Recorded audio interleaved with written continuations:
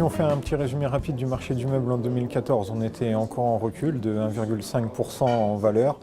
pour un marché qui a atterri en fin décembre à 9,12 milliards d'euros. Donc ça fait 700 millions d'euros de perdus sur les 3 dernières années. Et on est revenu à une valeur de marché qui était celle du début des années 2000. En 2014, les seuls mois en croissance ont été les mois des soldes, donc janvier, juillet et août, ce qui s'est senti d'ailleurs après à la rentrée, puisqu'on a eu septembre, octobre, novembre qui étaient en recul de moins 3% chacun. Donc là, effectivement, l'idée, ce serait de pouvoir amener un peu de croissance sur les autres mois. Et pour ça, effectivement, il faut peut-être redonner un petit peu de valeur aux produits meubles, qui pour le moment, on reste sur une communication qui est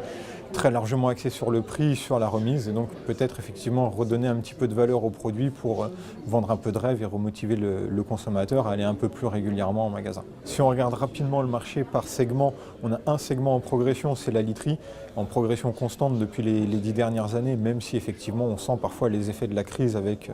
parfois les années où la crise est un petit peu plus dure, des progressions moindres, mais en croissance quand même sur les 10 dernières années et le seul segment en croissance en 2014. Au niveau des perspectives 2015, on a des intentions d'achat qui sont en baisse sur quasiment tous les segments de produits sauf canapé, fauteuil et cuisine. Après, c'est quand même une information à relativiser, puisqu'en 2014, on avait des intentions d'achat qui étaient en hausse, mais c'est pas pour ça que le marché a suivi derrière. Sachant en plus que le premier mois de l'année, le mois de janvier, a été positif, avec une croissance en valeur de 1,4%. Mais là aussi, ça reste un résultat à relativiser, puisqu'il y avait un jour de solde supplémentaire et un samedi supplémentaire. Et même si effectivement, il y a eu le souci des attentats au moment du début des soldes, ça reste quand même un résultat qui est un petit peu décevant pour un mois de janvier, surtout comparé à l'année dernière où on était à plus 2,2.